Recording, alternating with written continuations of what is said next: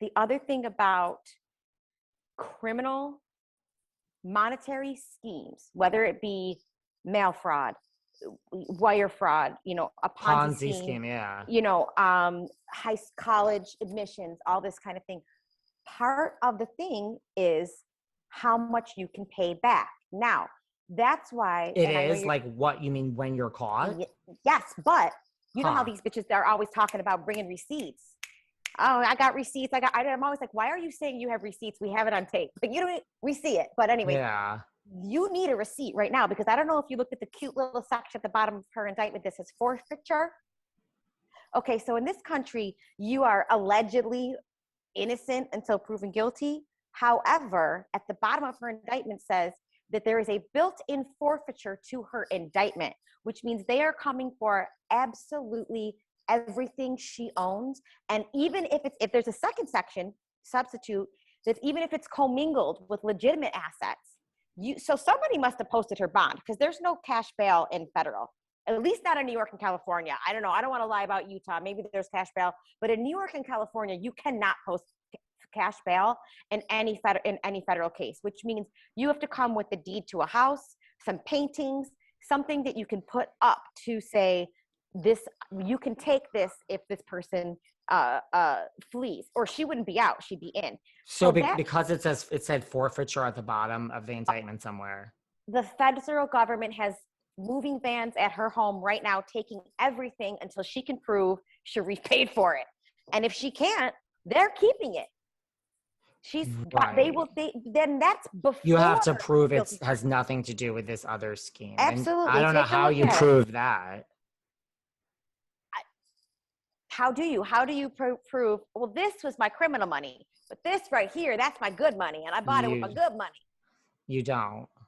So and you're saying, like, because it's federal, what? Like in New York, like someone has to have posted a bond, and what? They have to put something up for collateral. Like you could lose the house, which means she has somebody who's rich, because they're not going to use her house, because her house is forfeited. See what I'm saying? So it would have to be, she'd call you and say, you know, can you throw up the deed to your apartment, David?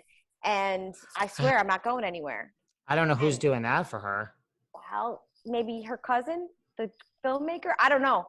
But, you know, as long as she doesn't flee, that person.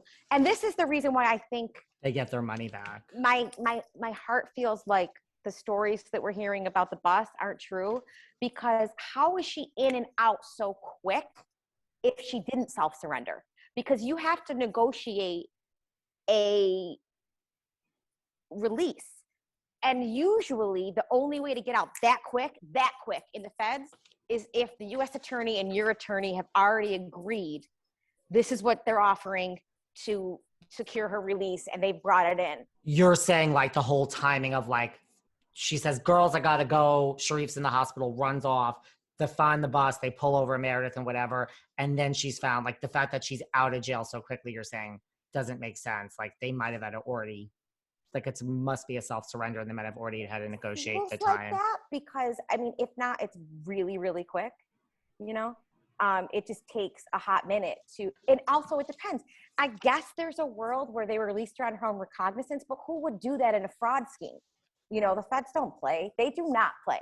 No, and I mean, if you read the indictment, like they make it clear, like they don't just list what you did. They're like, you know, in no way, shape, or form was this like a mistake. Like, you know, they use pretty harsh language about like how this, you know, like right here, at no point this is what the indictment says, at no point did they intend they would earn any of the promised return on the investment, you know, nor did they ever earn, blah, blah, blah. And they said like this was specifically to defraud a bunch of people. Like they make it very clear that picture if this came out of New York City, it says NYPD and Homeland Security.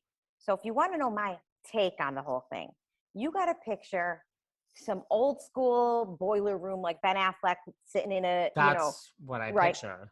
But who's working there? Okay. So my instinct is somebody got wrapped up in an immigration beef, or why is Homeland Security involved? So I think that initially somebody who works low level, making the phone calls, got in trouble, for something related to immigration or. What do you mean? Someone like in the Shaw Squad, like part of Jen's camp? No. Somebody who's Oh. never met Jen Shah and probably doesn't even know that the Real Housewives of Salt Lake City exists.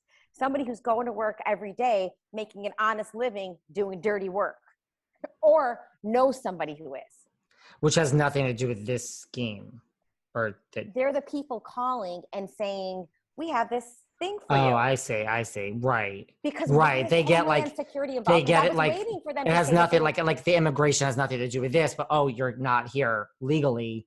And they say, whether it be that specifically that the person themselves is not here illegally, if they're smuggling people, I don't know.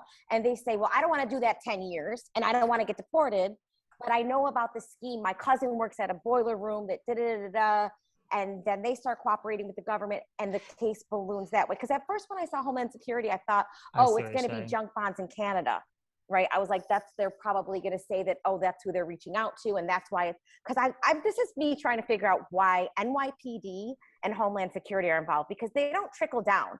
It's not going to go FBI, NYPD. It's going to go NYPD and Homeland Security. That's the link to me, is something like that.